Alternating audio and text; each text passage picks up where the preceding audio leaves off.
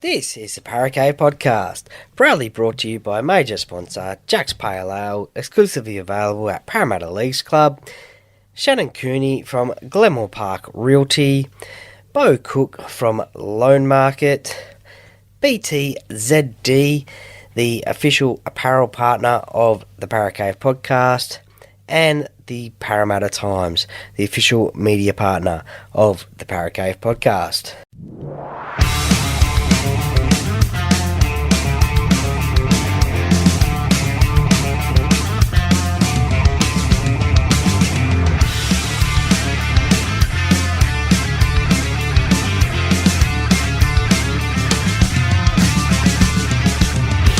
Welcome to another episode of the Nth Qld Podcast. And now over to your host, Troy Warner, broadcasting live from the world-famous Nth Qld. And yes, welcome back to the Nth Qld Podcast. Troy Warner here with another interview-style episode. And this week we have a player who played for the Brisbane Broncos, made his debut there, also played at the Melbourne Storm, but most notably his career was played at the Canberra Raiders. He also played for New South Wales Country, the Indigenous All Stars, including the very first Indigenous All Stars game in 2010, and also represented New South Wales in State of Origin, and also represented the Australian Kangaroos as well. And that player is Tom Learoyd-Lahrs. Now, during the chat with Tom, we chat about obviously his career in the NRL with those clubs that he played for, his debut game at the Brisbane Broncos against the Parramatta Eels, also representing New South Wales, Australia, and the Indigenous All Stars teams as well. And we also talk about what he is up to now. His son Kaiden is a handy football player who has just signed a development contract with the Nth Qld Cowboys, so he is very excited about that one.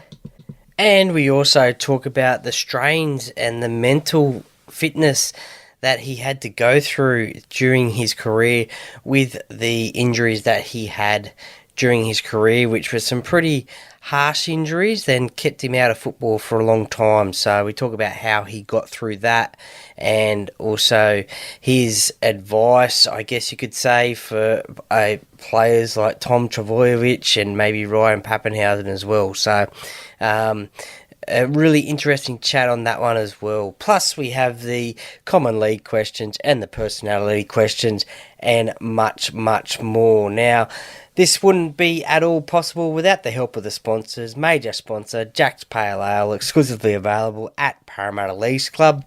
Beau Cook from Loan Market. Shannon Cooney from Glenmore Park Realty.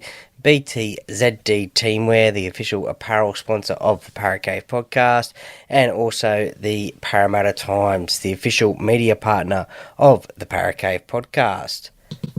More details about the sponsors and the Nth Qld Podcast merchandise after the chat with Tom, so stay tuned for that info.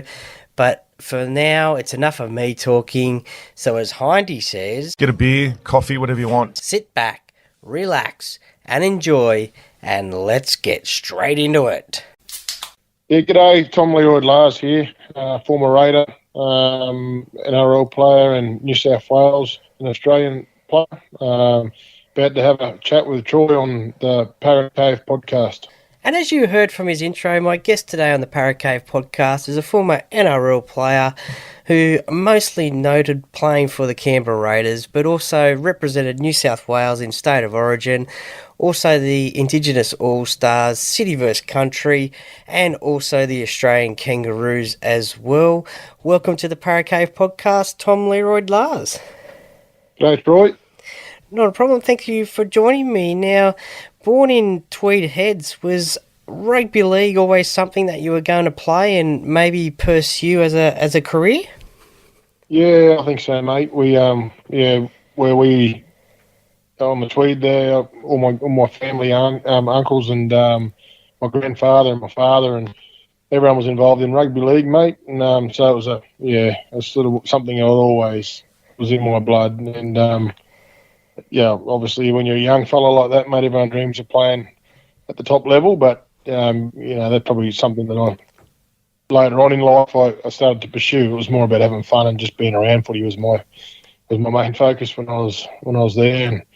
And mate, lucky enough to have stuck with it and persevered, and in the end, I got there. But yeah, certainly as a young kid, rugby league was a huge passion of mine, and my whole family for that matter. Yeah.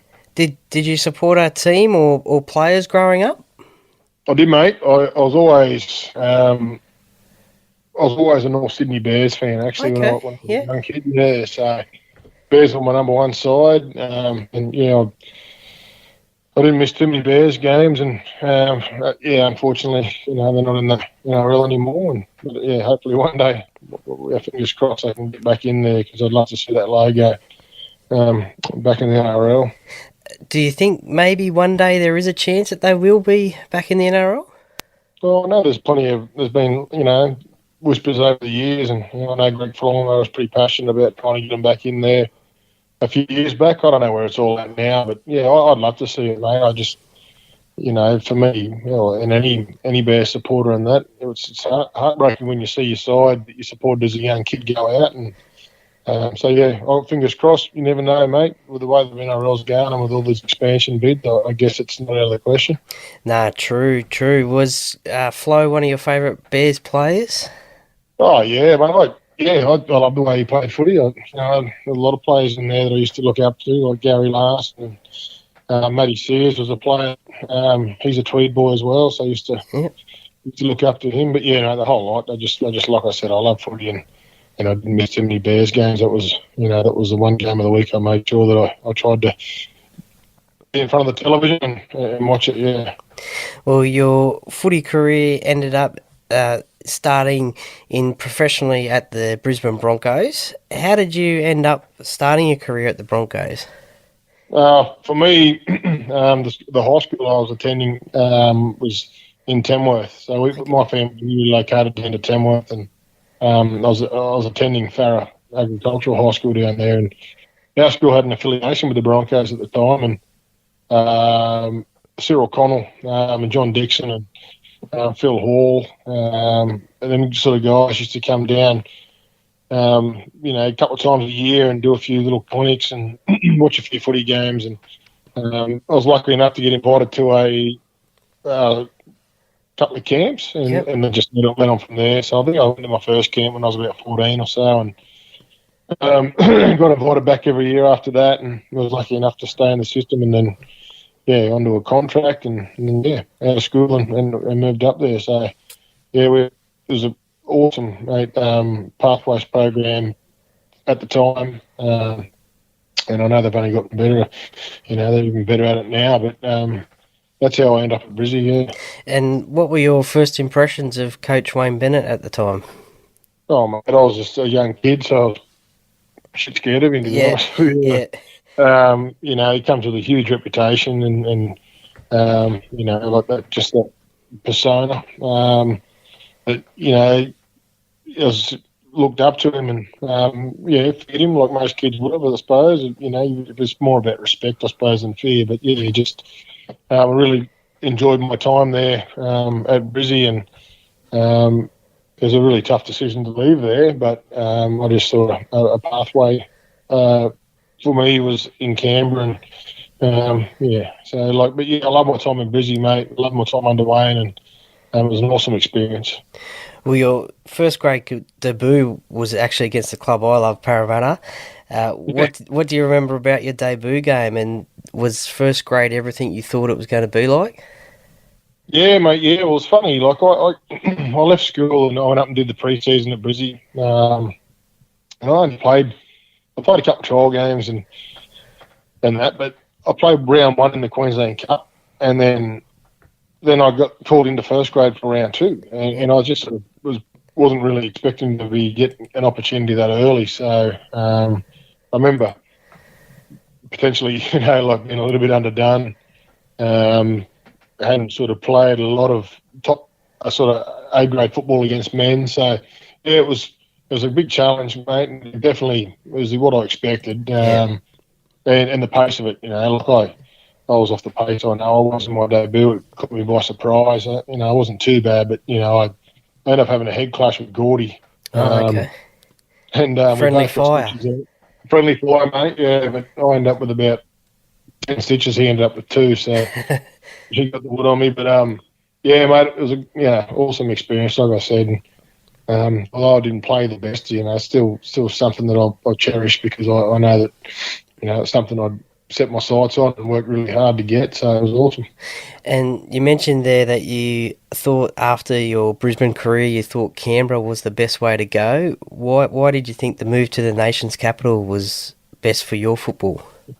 I just think that, mate, at the time, Brisbane had such a star-studded forward pack, and it's like any young kid, mate, you want everything and you want it yesterday.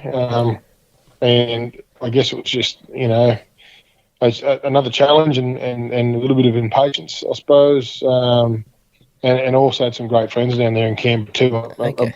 One of my junior, so the bloke I looked up to as a young kid was Alan Tongue. I went to the same school as Tongue. He was in year 12 and I was in year 7, and really looked up to Alan.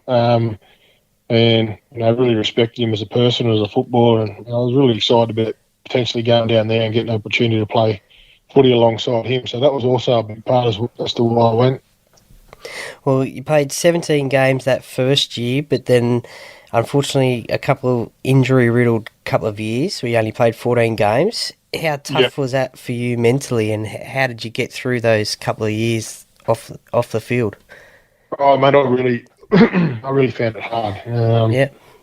The significant injury too, like it was, the injury that I did to my knee was potentially career ending, and it very nearly did end my career. So I had some surgeons telling me that I probably wouldn't maybe ever get back to playing football, and then I had others a little bit more optimistic. So that was a really long, hard couple of years for me personally, and probably my family too, for that matter, because your family ride the emotions, mate, with you. But yeah, that was a really hard period, and I guess, look, and I'm not going to lie to you, there was times there where I nearly quit and give it away because I just sit at home and struggle. But I guess I just my love for rugby league, mate. I just worked so hard to get to where I was, and I just knew that if I persevered long enough, it'd come full circle and I'd get back out there. And, luckily I did. So, I was able to squeeze out a few more years. And, so I'm very fortunate that I did hang in there. Yeah, well, that's for sure, because the next couple of years must have been a whirlwind and unbelievable for yourself, because you represent New South Wales, Australia, New South Wales Country and the Indigenous All Stars.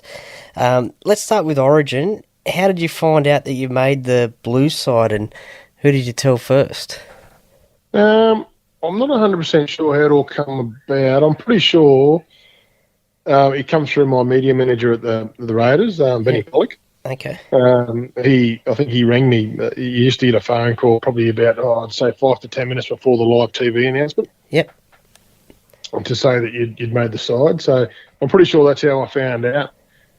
And then obviously, the people that were around me first, my wife and my girlfriend at the time, later to be wife, then my young fella at home, so they'll be the first to know. And and then, I guess I would have rang my mum and my dad, just the usual people, mate, just to let them all know, my grandparents and that. But, certainly it was an exciting time. And no doubt emotional time as well, having known what you'd gone through those previous couple of years with the injury. Oh, yeah, absolutely, mate. Like, knowing how close I actually come to giving footy away. And, Origin was always a dream, always a goal. So, it's like any time, mate, you're able to achieve one of your goals, it's always a special feeling. So, it's, it was really cool. Loved it. Well, it was Game 3 in Sydney, 2009, in front of 68,000 people. Was it tough being on the bench? Did you just want to get out there and give it a crack?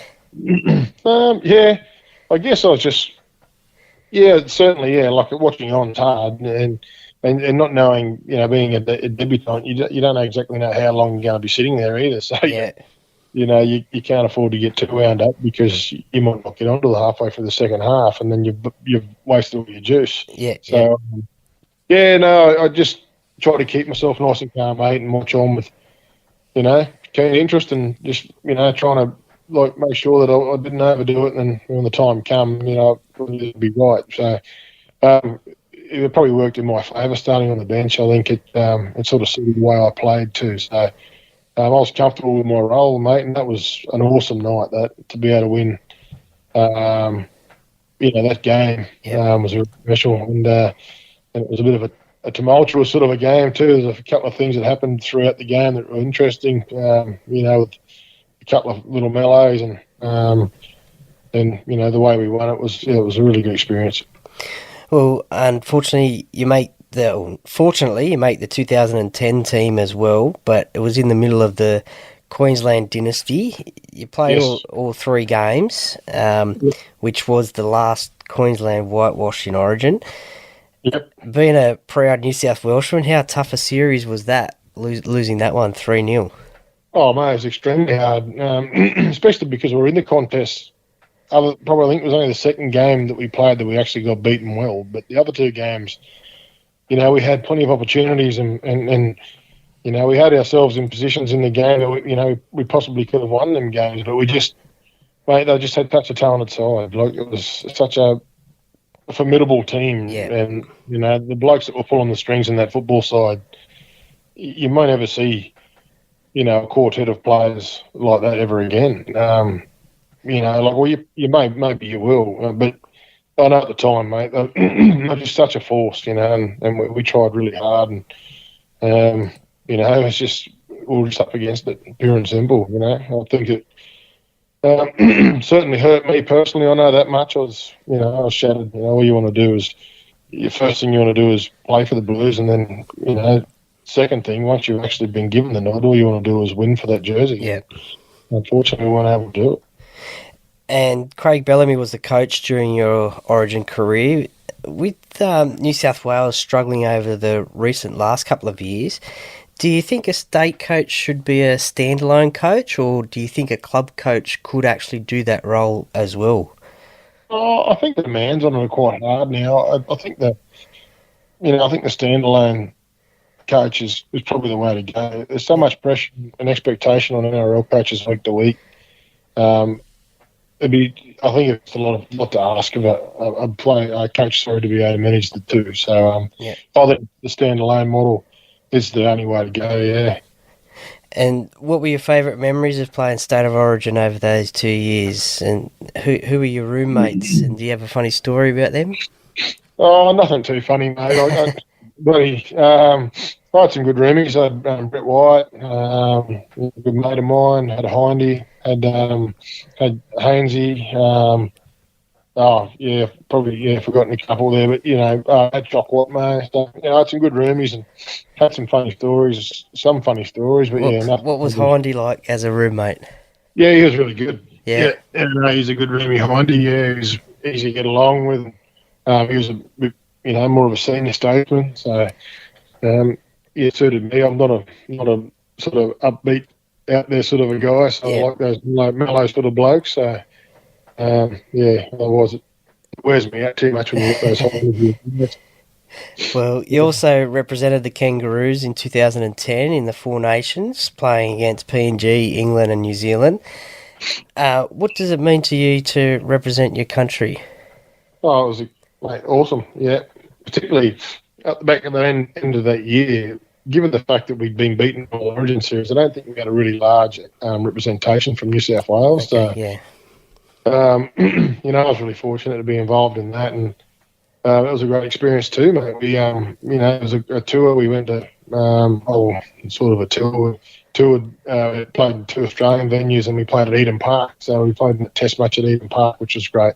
Yeah. So awesome experience once again, mate. And another thing that I can say that I ticked off my goals, in the game. So yeah, it was unreal. Yeah, for sure. Is State of Origin, in your opinion, does that rank above representing Australia, or they're just completely different representations? Yeah, I just say different, mate. Certainly wouldn't say it ranks above Australia. Representing your country is the ultimate, I think, because, as a proud Australian. That's the end goal. But I mean, they're just so special in their own way for different reasons. But yeah, like I couldn't put one above the other. But I think if you wanted to be honest, and you said your ultimate goal in rugby league is to represent your country, and hopefully off the back of that, you know what I mean. You playing Origin's a great audition for that. So to be able to do that both in the same year was just unreal. Well, something that we don't see these days is the country versus city games, but you represented New South Wales country and you had some pretty handy coaches in that time, like the likes of Craig Bellamy, Laurie Daly, Tim Sheens, Wayne Bennett. Was there one that stood out for you and helped your game more than the others?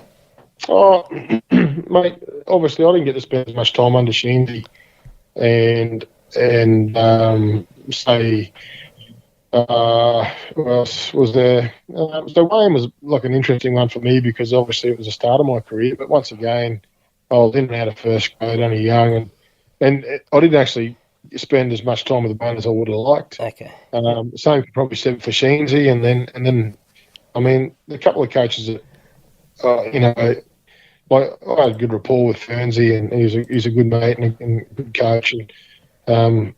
But Craig stands out to me as that, you know, he's the best coach I've ever had, just through his ability to get you up for games and to get you zeroed in on your goals and focus on what you need to do and just a good sounding board. I think his success is, you know, that obviously proves that, you know, what he's been able to do for that Melbourne Storm club and the longevity, you know, that speaks for itself. So, yeah, I think Craig's right up there. But I also had a good relationship with Loz. I really loved my time working with Loz, mate. Loz is a great bloke. And, you know, he's another one as a young kid growing up who used to idolise the way Laurie Daly played. So that was awesome. But, yeah, mate, I've been so fortunate to have so many good coaches in my career. So that was a huge bonus for me.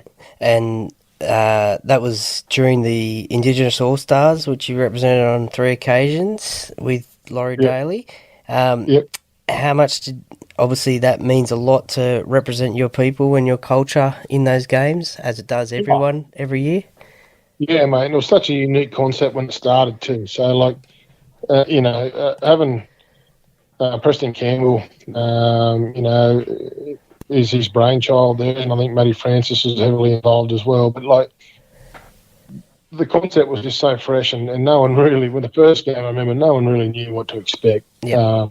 And how it was all going to unfold. But that was a really special experience, not just the game, but the cultural experiences throughout the week and blokes getting to find out a little bit more about the cultural identity and just the first time, well, I think they had the Dreamtime team before that, but the first time in that format that they'd been able to bring, you know, all those Indigenous players together on a proper camp and prepare for a game, it was really cool. And my biggest regret is, you know, like the back end of my career, I had to pull out of a few of those games through ongoing injuries. Okay. Really, really shattered by that because I just enjoyed that time in them camps so much. And it certainly came a long way since 2010, hasn't it, the All-Stars concept? Oh, I love the concept of the Maori All-Stars, so you can, you know, pay homage to, you know, their contribution to rugby league. And mate, it's two really proud cultures there, and getting to play in a game like that, and it's a great showpiece for the game. And I just, you know, like just being able to sit back and watch what they do now and what the week entails. It's just it's such a cool event, and you know, I hope it just keeps growing legs, mate, and getting stronger and stronger, and the game keeps finding ways to keep evolving it and make it keep fresh because it's something that needs to stay on the calendar. Yeah, for sure. It's great when it comes around because it's rugby league season. When it comes around, it's great to have it right at the start of the year. That's right, mate. You know, when that starts happening, mate, rugby league's on again. So that's good. It. Well, Canberra is where you really made your name, playing 8 seasons and 109 games. What stands out for you playing for them so long? Oh, look, mate, I was surprised, to be honest with you. I didn't know. To be perfectly honest, I always thought that I'd probably head back to Brizzy or somewhere like that, you know, in the end. But once I got down there, it's such a homely vibe in Canberra. I had 3 children in Canberra, and we sort of, your roots become deep, and and that's how it was. So I really enjoyed playing there. Like, the club were good to me, and my football experience, and they stuck with me too. Like, I had a lot of heart injuries and missed a lot of football. And I could have forgiven them earlier in the piece for getting rid of me. They could have pushed me out the back door and deemed it too much hard work. But the fact that they stuck by me and allowed me to rehabilitate and get back on the field. And I started with bad injuries there. I had a good purple patch in the middle, and I finished with some really bad injuries as well. So I didn't, after, say, 2011, my football, I spent most of my time in the on the physio table. So okay, but they were great for me. What they did for me, and the patience they showed, it was something I'll never forget. And and I'll always be grateful for. But mate, we've got fond memories of Canberra. Like I said, three kids, 3 of our 4 kids born there. Bought our first home as a family there. And just loved the lifestyle. Everyone complains about the cold, but it's just we loved it. It's a great place for a young family. Do you get back to the old Canberra Raiders old boys days reunions?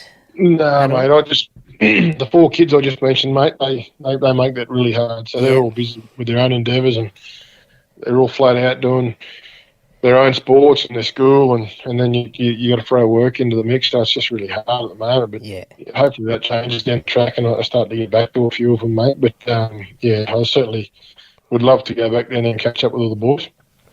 Was it a mutual decision to leave Canberra, and then you moved to Melbourne?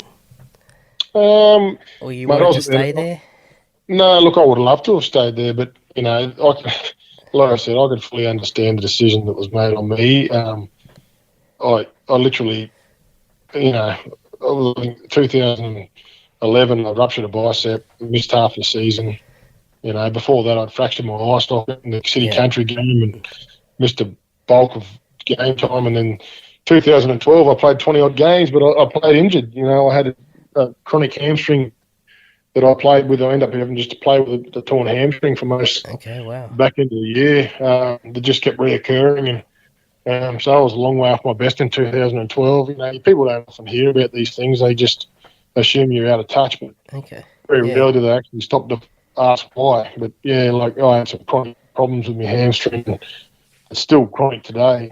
But and then 2013, I started really, really well. I was coming out. Got all my injuries and had a really good start to the season, and I ruptured a tendon in my foot.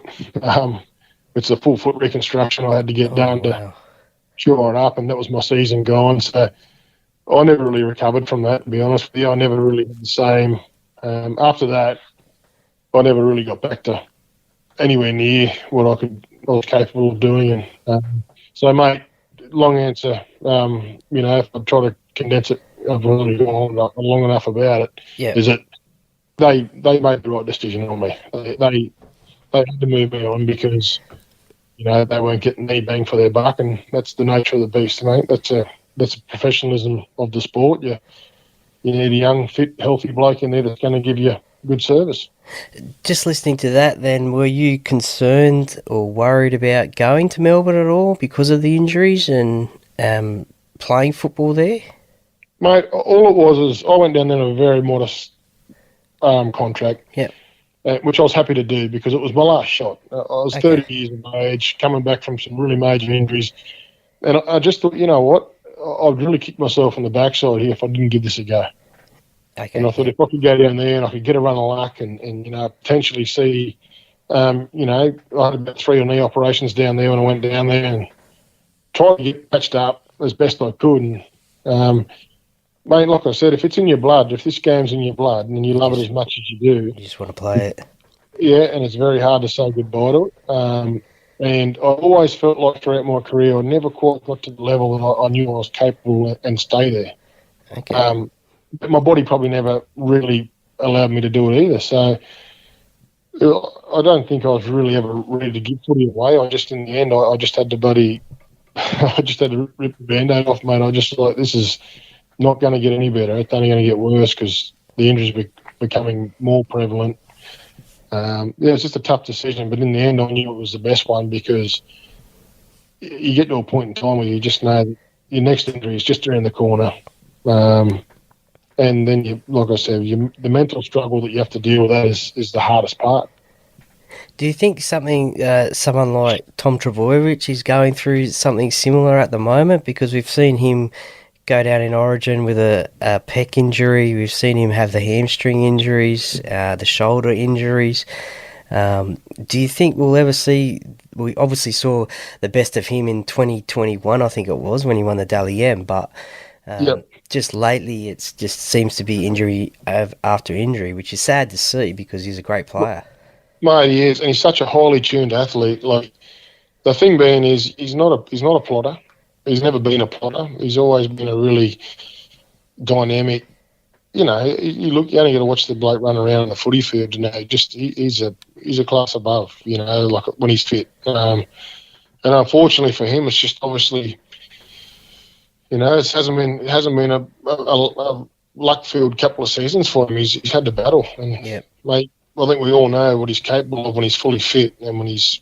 But like I said, the biggest part is not just your body, mate. It's your head. It's being able to go out there and play completely uninhibited. You know, like with no worries or no concerns other than just putting your best performance on the paddock. And if you play with that freedom, he'll get back there and he'll show everyone what he can do. But he's just stuck in a bloody tough time. And like every other rugby league fan, mate, I hope he gets through it and I hope he comes out the other side and he shows everyone that he's still got it, mate.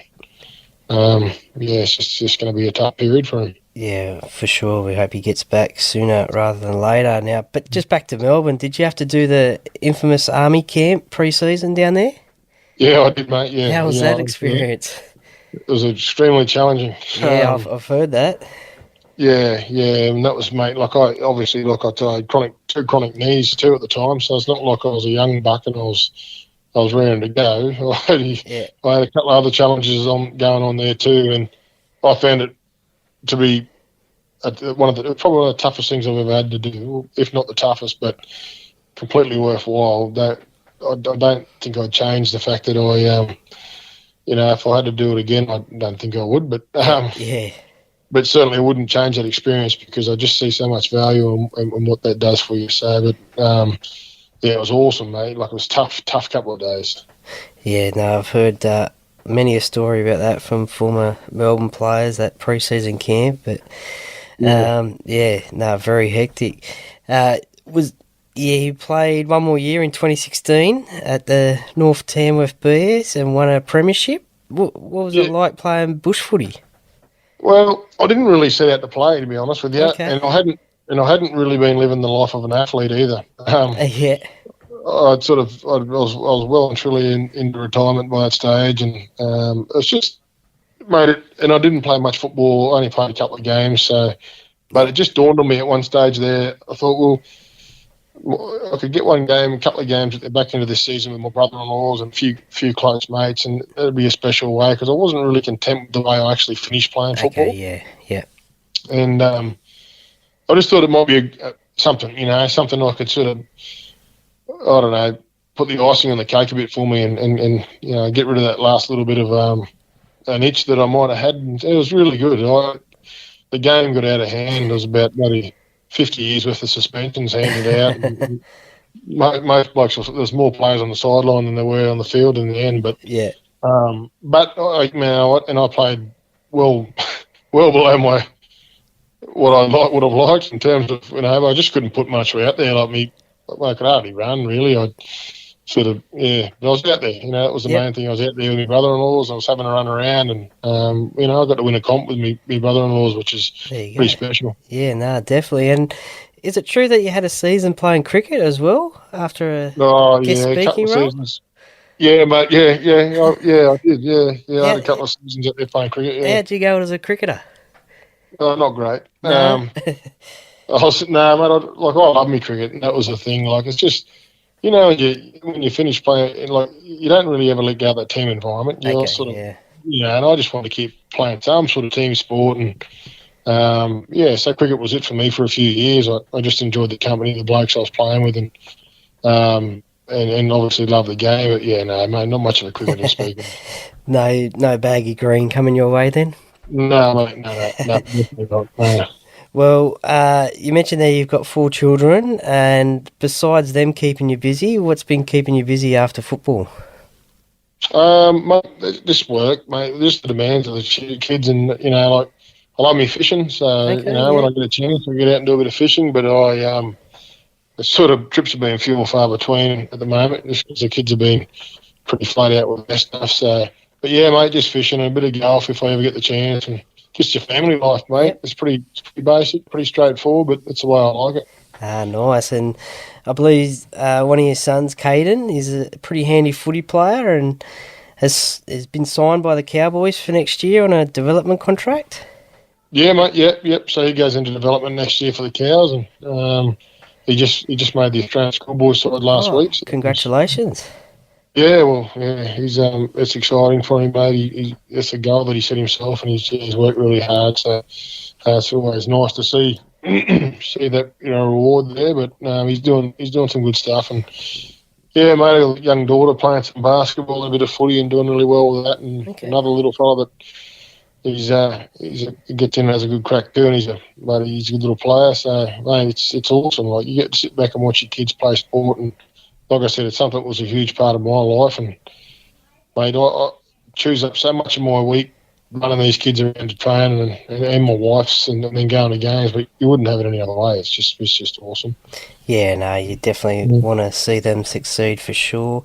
And it's great now too that the Cowboys have also got a women's team in the NRLW competition so for those girls and women up there in Townsville to maybe achieve a goal as well. Oh, that's awesome, mate. Yeah, the game's going from strength to strength in that respect. And I've got another little daughter there too that's 2.5 now. But my oldest daughter plays football and she loves the footy, but I'm sort of hoping the youngest one, just to break it up, play something different. And sort of hoping she gets into tennis or golf or something like that. But yeah, mate, the pathways up here are great for kids. It's a world of itself up here, mate, in North Queensland. The kids are so lucky to have an NRL club down the road, and the girls' NRLW team now is going to make it so good for them. So. And speaking of other sports, boxing, I believe that you helped one of your good mates, Neville Costigan, prepare for his fight against Junior Paolo a few years ago. Yeah, how'd you go as a boxing trainer? Oh, mate, he just got in there. He needed a big bozo to punch. So, but yeah, I've always loved boxing, mate. I've always done training and tried to do it as a bit of a side thing to stay fit. And yeah, it was a good reason for me to get out and do a bit of exercise too, mate. But yeah, so I don't know. I think Nev's. I think he's quite happily retired, and I'm pretty comfortable too. I don't know if I'll be calling anyone out anytime soon. Nah, fair enough. Speaking of today, do you catch much of the rugby league today? And what are your thoughts about the game today compared to when you played? Oh, mate, the game's in the best shape I've ever seen it in terms of the playing. I think sometimes it's probably a bit overpoliced, but some of the games that I've watched this year have been great. I love it. I went off rugby league for a little bit there because I found it a bit tough to sit and watch games, but I'm back in full swing now, mate. I love to sit down and watch the footy, and I'm really enjoying the footy that's getting played at the moment. I think it's exciting times, mate, for rugby league. Some of the young talent coming through the game now is mate, it's as good as I've ever seen. So it's living up in Townsville. Are you a Cowboys fan, or are you still a Raiders fan? No, mate, I've always got a soft spot for any team I played for, but I certainly, this team up here, you got to filter into the community, and now I've got a young bloke signed with the club. It's hard not to go for him. So, yeah, definitely. We get to a few games, and we try not to miss too many Cowboys games on telly. And that's like I said, you're just a part of the community up here now. Well, they're slowly getting that form back of 2022 for the Cowboys, and just out of the 8 at the moment, but looking to sneak into the 8 at the back end of the year. So they're coming good at the right time of the year. Time for some common league questions. Obviously, the rep games are right up there, but do you have a favourite game that you played in during your career? One that stands out, one that you thought I really loved that game. I had one game that stands out. It was just a really awesome day. Was we played Penrith at Canberra, and it was I remember going to warm up and went out there. And it was sleeting in the warm up. Yeah, wow. It was a really weird day. And anyway, so we've gone into the sheds after warm up, and we had our 10 minutes in the sheds, and we've come out after warm up and run out in the field, and the sun was out. Okay. And so the weather had changed, and I think Reece West has scored a try in the first, I reckon it was the first 2 or 3 minutes. And I thought, oh, geez, we're off to a bad start here. And we ended up scoring 76 unanswered points, I remember. Yeah, wow. And then, I think Campo nearly broke the record for most points in a game, but Mark Herbert took the kick, or one of the boys took the kick instead of him, and they didn't realise there was a record on offer. Yeah. I always remember that game. I just think it was that's probably one that stands out more. It was just a really cool day, and that's probably the one that stands out, mate. There's plenty of others, obviously. Yeah, actually speaking to Terry a few weeks ago about that, and I think he said he didn't want to break the record because of his standing at the club, and Mal Meninga was such a legend of the club and the game, and he didn't think it would be fair to break that record. You might be having a lend you. Yeah, well, okay, fair enough. I don't know. I don't know if he took like that at the time, but it's pretty honourable admirable if he did. But yeah, I know that I had no idea about any record that was looming, mate. I just front rows don't think that's going into it, but I think it's probably fitting though, isn't it? You know what I mean? That Mal holds that record. Yeah, for sure. Well, other than your home ground, which was mostly Canberra Stadium, did you have a favourite ground that you used to love to play at? Yeah, mate. Leichhardt Oval. Okay, yeah. I've said this to a few people. I just remember going there one day to play a game, and I remember the atmosphere. It was literally like a country game of rugby league. I could smell the barbecue cooking, the onions on the barbecue, and I don't know. I just thought it was really cool, and it's just one of those places. I reckon it's, if you're a young bloke, you don't get the hugest crowd there. It doesn't hold the biggest number of people, and it's not the most glamorous ground, but just an awesome game, a place to play rugby league. What about a least favourite ground? Is there one that you used to hate playing at? Brookvale Oval. Okay, yeah. Yeah, and that was, I just don't know what it was, but I just always felt like I had concrete in my boots when I played at Brookvale. Yeah. It was always a hard place to play, and it's just, I don't know. I just, not that I didn't like the place. It's just always found it probably my least favourite place to travel and play. Yeah, no, that's fair enough. Most guests say Canberra, to be honest, and that's probably because of the cold. So, yeah. So, is there a player that you wanted to play with but didn't get the opportunity, or even a player in today's game that you would have liked to have played with? I think for me, the one player that really stands out that I would have loved to have played alongside was Reuben Wiki. Okay, yeah. And he left the club, I think the year before I got there, so I never got the chance. So it nearly happened for me, but he the best players, mate, I think I've ever seen for versatility is the bloke who played centre, ended up playing front row, and yep. He played second row in between that, and every position he played, he owned it. And I thought, and just a tough man. I just always admired Reuben Wiki, and it would have been good to get a game alongside him, but not to be. Would he fall under the category of one of the hardest players to tackle? Oh, definitely, mate. Yeah, definitely. Yeah, no, he certainly could run that ball up with a bit of gusto. Who was the prankster or jokester at Canberra or the rep teams that you played for, and what did they get up to?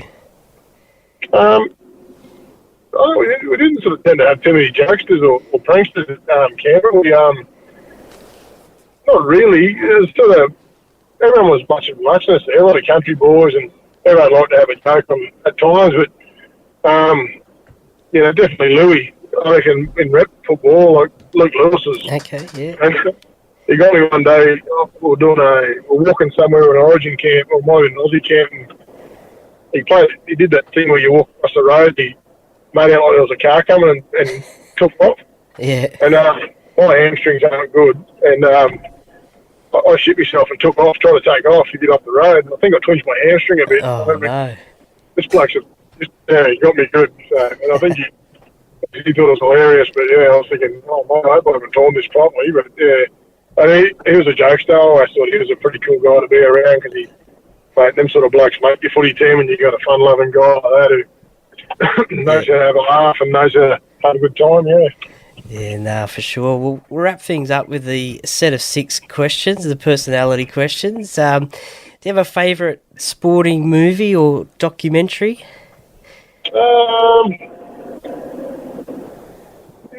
Probably just recently I watched that Redeem Team on Netflix. I thought that was pretty cool, yeah. Okay, yeah. Nice. What's your favourite holiday destination? Cape York. Yeah. I love going out there fishing. I haven't been for a few years, but that's my ideal. Ah, nice. Who would be the most famous person you'd love to meet and have a chat with? Famous person. Geez, that's a tough one. I'm not too sure about that one, mate, to be honest with you. I'd be happy to... I'm not real big on... I'm not much of a fanboy, mate. I'd probably just someone pretty simple. Yeah, I don't need... Probably someone like... I'd have to say someone like a Michael Jordan or someone who's done something awesome in basketball or rugby league. Yep. Probably basketball. Maybe MJ. Okay, yeah, nice choice. Which 3 former Raiders players wouldn't you want to be on a deserted island with, and why? That's a big one. All right. Okay, 3 former Raiders players I wouldn't want to be on a deserted island. Yeah, who are you going to give up? I'd say Monas would be one of them. Joel Monahan. Yeah. He's not really... it wouldn't be good for him either, being on a deserted island. I don't think he's nasty. His portfolio's a bit fair-skinned. He might allow up too well on a deserted island. Yeah, fair enough. That's not a criticism. It's for his own welfare. Yeah. Probably 2. I'd have to say Papa, maybe, because I'm thinking that I could probably, if it come down to it, he'd probably beat me in a fight, and he'd end up beating me. Yeah. I need someone I'm more dominant than. And then who else am I going to throw under the bus here? Jeez, hard one. I can't really think, to be honest with you. Yeah, no, that's fair enough. I can't think of a third. Ridiculous reasons why, but I can't really. I'm scratching my head. Nah, that's all right. Two's good. What's your specialty dish in the kitchen or on the barbecue? What's your go-to? No, I'm pretty straight, basic here, mate. Mate, seriously, boring as anything, but steak and veggies, mate. That's a stalemate in my household. Nah, that's fair enough. And who's your favourite musician or band to listen to and favourite song? I know it's just probably like pretty common now. I'm not too sure, but maybe not of all time. At the moment, I love that Luke Combs. I think he's pretty cool. Yeah, I really reckon he's he's easy listening. I reckon he's probably right up there, and I like that song Bear Can that he sings. I think that's pretty cool. There was a big rush for concert tickets not so a while back. Did you get any to Luke Combs? No, mate, I missed out. I thought about it briefly, but by the time I thought about it, mate, they were sold out. So, they went pretty quickly. Yeah. Well, Tom Learoyd-Lahrs, thank you very much for joining me today on the Para Cave podcast. I really enjoyed the chat and a chat with a player that I watched play his whole career. And if I'm ever up in Townsville, I'll look you up and send you a message and hope to catch up and say good day. So, Tom, thank you very much for joining me today. No worries, Troy. Thanks, mate.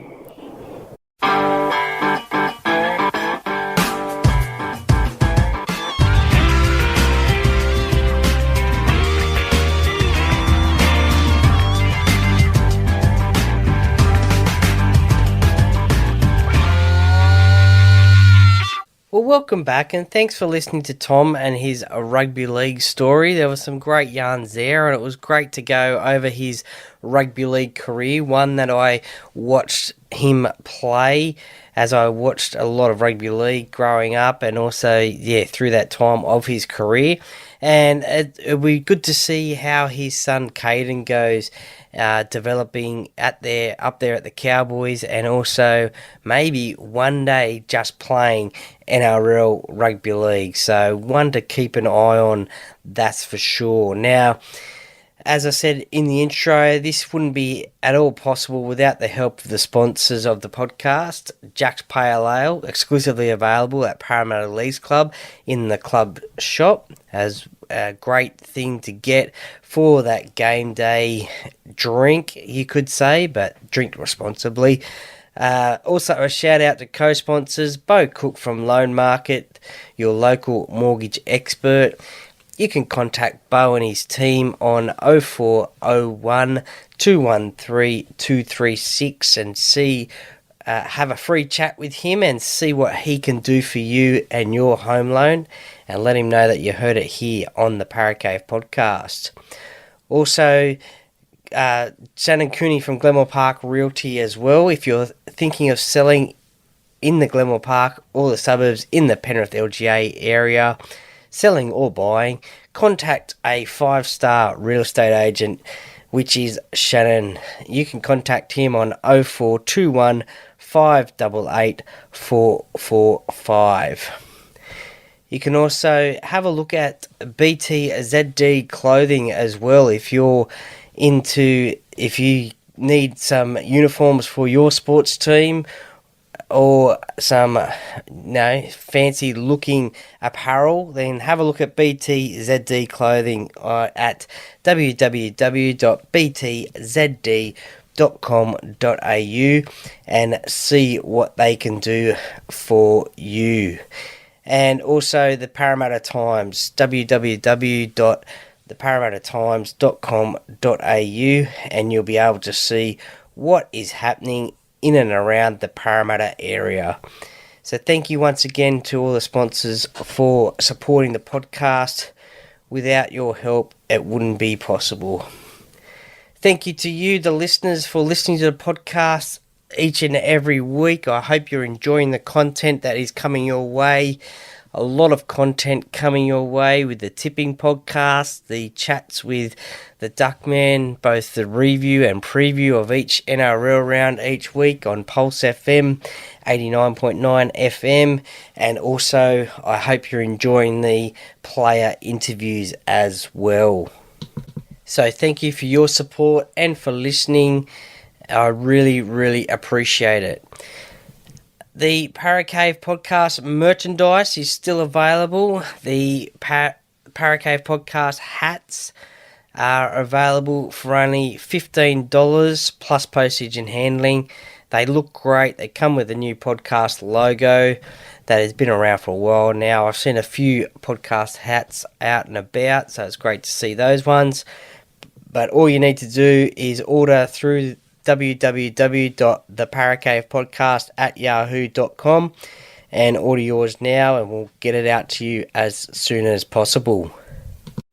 Also available is from the Paracave podcast polo shirts as well. They look great. I love wearing my one in the videos each and every week that you will see, and they are only $30 each plus postage and handling. I have one extra large and two large shirts left, so in this first batch. So as soon as they're gone, I will order some more in different sizes, but you can order them the same way as the hats via the email address, or you can send me a DM on socials and we'll organise something as well. Or you can get a combo deal as well, $40 for a polo and a hat together as well. So I'd really appreciate your support in getting those ones and wearing a bit of Paracave podcast merchandise around the place as well, and send me your photos as well. So thank you very much for listening to the podcast each and every week. I really appreciate the support. If you could share it with your family and friends, leave a 5-star rating and review on the podcast platform that you listen to, that would be greatly appreciated. It helps the podcast grow. But to sign off the show, also before I get to that one, have a great week as best you can. Stay tuned for some more content during the week as well as the weekend. This is out on the Thursday, so on the Friday. On the Saturday, you'll have the round preview with the Duckman on 89.9 FM. And on Sunday, we will have special guest Liam Flanagan from Triple M Brisbane, who is a massive Titans fan, doing the game day preview. So that'll come out on game day, which for the Eels this week is Sunday. So stay tuned for that one. Hopefully a Zoom video as well that'll go up on YouTube, as well as the audio as well. So enjoy those ones. I hope you're enjoying the content coming out. Stay tuned to see who's coming out during the week on Instagram and Facebook. A really big interview coming up next week with the 200th episode with Brian Smith. So really looking forward to bringing you that one. But to sign off the show, and as I always say, the Para Cave podcast, by the fan, for the fans. Go Para!